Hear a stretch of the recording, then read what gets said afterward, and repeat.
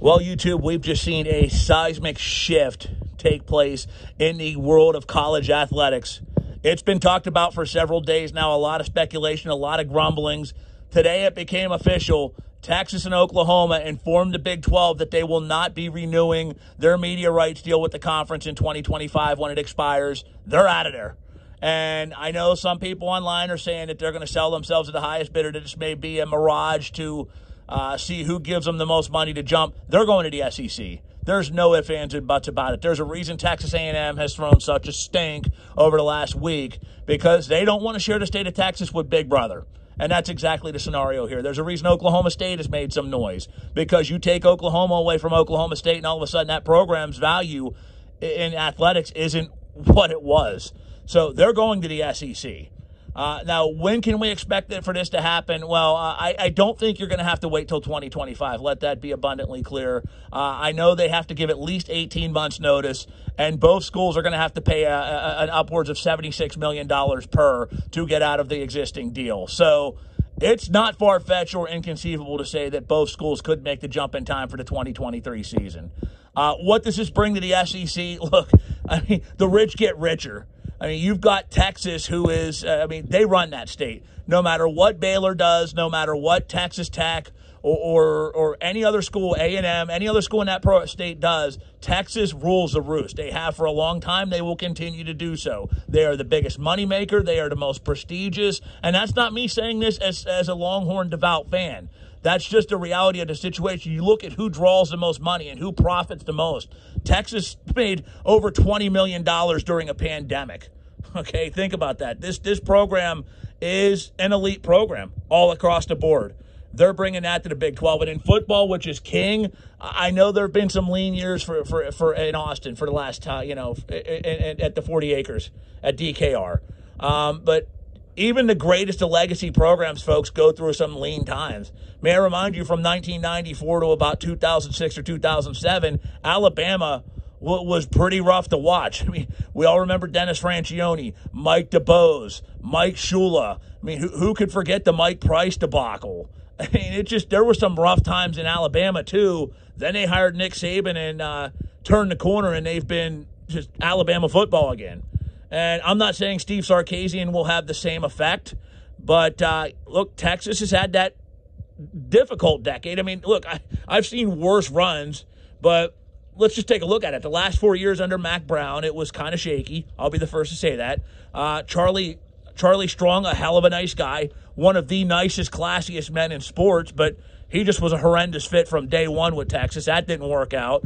And Tom Herman, came in with a wave of expectations, a wave of hype, and just left Austin. Basically, he's now an offensive coach with the Chicago Bears. Couldn't even get another job in college football. So, I'm not saying his career is done, but needless to say, his stock has taken quite a hit. And the thing is, he wasn't even that bad in Austin if you look at just wins and losses. But winning games ain't enough there. They don't want 8 wins. They don't want 9 wins. They want to be competing for Big 12 and national titles, or conference titles and national titles, and that just wasn't happening. So, like I said, I don't know if Sarkisian's going to be the one to take them to that next level, but I do know one way or another the shoe is bound to fall, and Texas football will be back, and when they are, they're a top 5 program, top 7 program traditionally. So, it's just a matter of time before they get back there. Oklahoma, another top 7 program. And you're talking a team that on the gridiron has been consistently strong since Bob Stoops took over. A perennial national title threat, a perennial top 10 team, a perennial 11-win squad. They've become almost a quarterback factory in the NFL. You look at some of the players they've produced in recent years, Baker Mayfield, Kyler Murray, just with the quarterbacks alone. Everywhere else, you got just a who's who in the NFL at one point played for Oklahoma. So they're bringing that to the table. The rich got richer. And what this does for those schools, well, number one, on a football perspective, every game is going to feel like a must-win for them. Every game is going to feel like, dare I say, a national title game. Because, you're getting, 1 week you're getting LSU potentially. 1 week you're getting Alabama. 1 week you're getting Auburn. 1 week you're getting Florida. This is a level of competition they're going to have to face. They're facing other blue bloods, and that means they're going to up their A game, but that also means that more recruits are going to want to go there. I mean, Texas and Oklahoma are already strong recruiting schools as it is, but then, you got these kids that are wanting, debating between Texas or Oklahoma and somewhere else. And look, well, you're going to be playing in the SEC. That's not going to make their decision much more difficult. I mean, that's going to be really, I think, a turning point for those that might be on the fence. And then on a money perspective, SEC brings in a hell of a lot of cash flow. I mean, some grumbling and speculations that they average, the teams average over $40 million a year in terms of profits. So this is a no-brainer for both of those schools. They've been holding the Big 12 afloat for quite some time. Now they're going to jump on board with the other powerhouses and really, really profit and really grow as a result of this.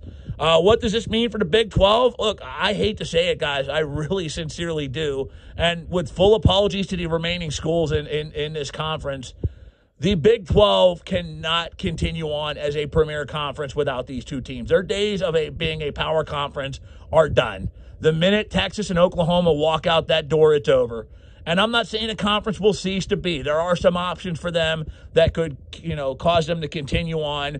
But I just don't see any viable path for the Big 12 to sustain at this level without their two biggest moneymakers, without their two most prestigious schools. And I know some people will sit there listening to this and say, well, Baylor did just win a national title in basketball. Kansas is perennially a top 5 team in basketball. Both points are absolutely right.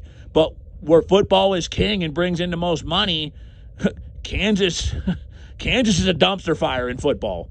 Kansas has been a dumpster fire for a long time in football. They had a couple of good years under Mark Mangino, but beyond that, the difference between Kansas and Rutgers for the longest time was one was in a power conference, and before Rutgers joined the Big Ten, they weren't.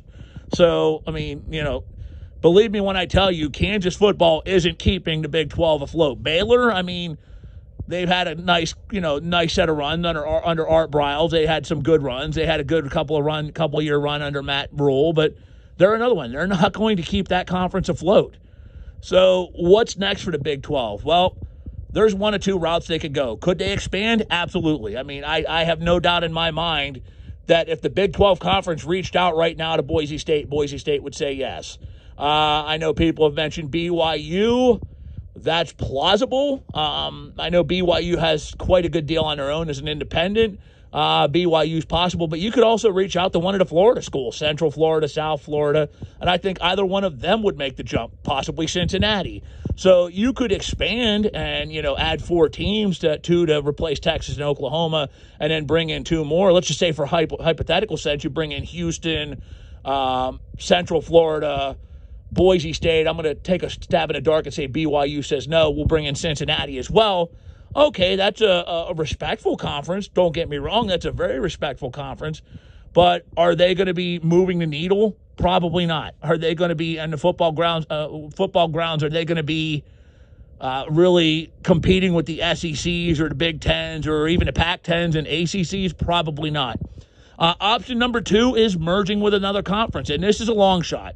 This is the longest long shot because right now, I mean, it'd make a lot of sense for them to contact the ACC and say, let's merge and make a super conference of our own. And believe me, in basketball, having Duke, Kansas, and North Carolina in the same conference, good God almighty, that's crazy. But, and we'll throw Baylor in there, the defending national champions. I mean, that's insane. Yet, again, football ruling a roost. Duke is right up there with Kansas. I mean, Duke's been respectable under David Cutcliffe, or as respectable as they could be. But football-wise, I mean, you got to understand, you take on Kansas, but you also take on Kansas football. I don't know if that's going to work. I mean, I think if the ACC is going to take a team from the Big 12, if there's one appeal for the Big 12, that'd be West Virginia. But in that circumstance, I mean, believe me when I tell you, if I'm West Virginia, I'm looking for an exit route right now, and I'm contacting the ACC anyway, where they're a more geographical fit and make a hell of a lot more sense than even the Big 12 ever did, because West Virginia always seemed like an odd fit there. ACC, that's a perfect fit for West Virginia because you could renew the backyard brawl with Pitt. You got a natural built-in geographical rivalry with Virginia Tech and Virginia. Clemson's not that terribly far. So, I mean, if I'm West Virginia, I'm looking for the first exit and getting the hell out while I still can. So they wouldn't even need to merge because really the only appealing team, in my opinion, to them on a football standpoint would be West Virginia.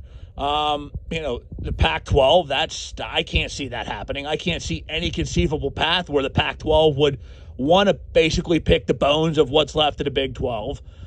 So you're looking at other options, and that's a merger possibly with the AAC or possibly the Mountain West. I mean, and even then, let's be honest, is Texas Tech versus San Diego State a game that's really going to get you standing on the tip of your toes wanting to watch? I mean, is Texas Tech versus Colorado State or Baylor versus Air Force? I mean, those aren't exactly games that are going to, they're cool games, don't get me wrong, but, we're talking the big game of the week. We're not talking, I don't know, Kansas versus UNLV. So, again, I think the Big 12, as we know it as a power conference, is done. I just think there's no way they could go around and survive at this level without those teams. So you might as well say taps to them. But let your opinions known below. Like I said, what do you think happens to the Big 12 from here? Do you think that they merge with another conference, i.e. a Mountain West and AAC, or do you think they expand? And if so, let me know the schools below. In the meantime, my name is JP. Thank you for listening to this, and I will talk to you again soon.